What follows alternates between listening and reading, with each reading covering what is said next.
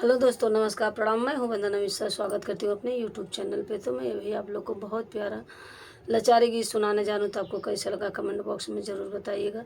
बहुत प्यारा गीत है, तो एक बार ज़रूर सुनिएगा और प्यारा सा कमेंट ज़रूर कीजिएगा।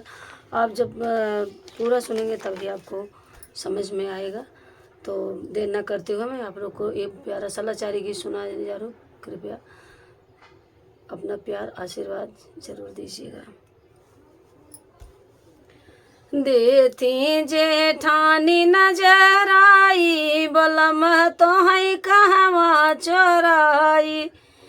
देती जेठानी नजर आई, बलम तोहई कहवा चोराई। देती जेठानी नजर आई, बलम तोहई कहवा चोराई। जाऊ तू हो तारा जहर दी के गठिया, अरे जाऊ तू हो तारा जहर दी के गठिया। दहिया में देती लगाई, अरे दहिया में लेती लगाई, बलम तोहई कहवा चोराई। दहिया में देती लगाई, बलम तोहई कहवा चोराई। देती जेठानी नजर आई, बलम तोहई कहवा चोराई।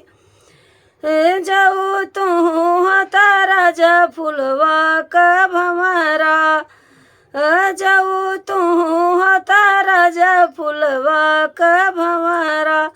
फुलवा में लेती छिपाई, अरे फुलवा में लेती छिपाई, बलम तोहई कहवा चोराई। फुलवा में देती छिपाई, बलम तोहई कहवा चोराई। देती जेठानी नजर आई, बलम तोहई कहवा चोराई। जाऊ तू हो तारा जा तो से तकिया, अरे जाऊ तू हो तारा जा तो से तकिया।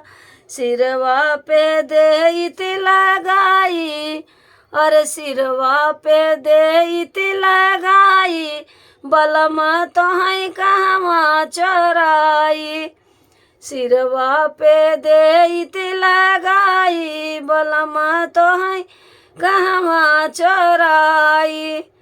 देती जेठानी नजर आई, बलम तोहई कहवा चोराई। जाऊ तू हो तारा जा काला कजरवा, जाऊ तू हो तारा जा काला कजरवा। अखिया में देती लगाई, अरे अखिया में देती लगाई, बलम तोहई कहवा चोराई। अखिया में देती लगाई, बलम तोहई कहवा चोराई। देती जेठानी नजर आई, बलम तोहई कहवा चोराई। जाऊ तू हो तारा जब, जाऊ तू हो तारा जा फुलवा का गजरा, जाऊ तू हो तारा जा फुलवा का गजरा।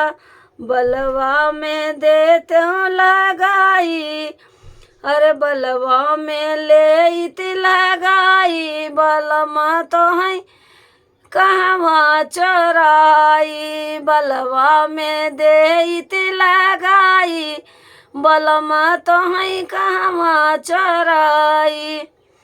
देती जेठानी नजर आई, बलम तोहई कहवा चोराई।